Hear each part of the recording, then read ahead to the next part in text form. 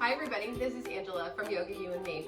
So oftentimes on social media, you click on a yoga video or you see somebody doing some poses and you're thinking, there's no way I'm gonna be able to get into that pose.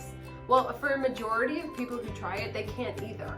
And so that's why I wanted to talk to you tonight, is that I've had multiple surgeries on my knees and I have spent so much time trying to figure out, how can I look like that, or how can I look like that? What do I need to do to get into that pose? But that question needed to be answered by, what can I use to be able to get into a better pose? So what I wanted to show you today is that in yoga we have all kinds of props. We have bolsters, we have blocks, we have straps, and so we also have other things that people really benefit from.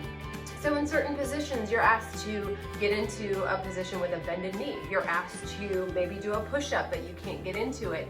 So what I wanted to show you today is that we've got this amazing bolster right here. And if you don't have one of these, there's always an option of using a couch cushion or a pillow. And then we have a strap, which you could use a necktie if you needed to use, or a belt. And then we also have blocks, that you can use books. You can use anything that would be firm and that you would be able to stack one on top of the other.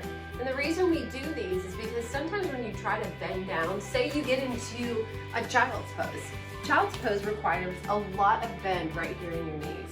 Well, for me, that's not something I'm capable of doing. So I take a blanket and place it directly behind my hamstrings and my calf muscles, and it lifts me up so that while I can't get exactly into the pose, it doesn't take me out of proper alignment. It just keeps me where I need to be so that I don't make my knees angry. We don't need to get them hurting any more than what they may or may not be doing before.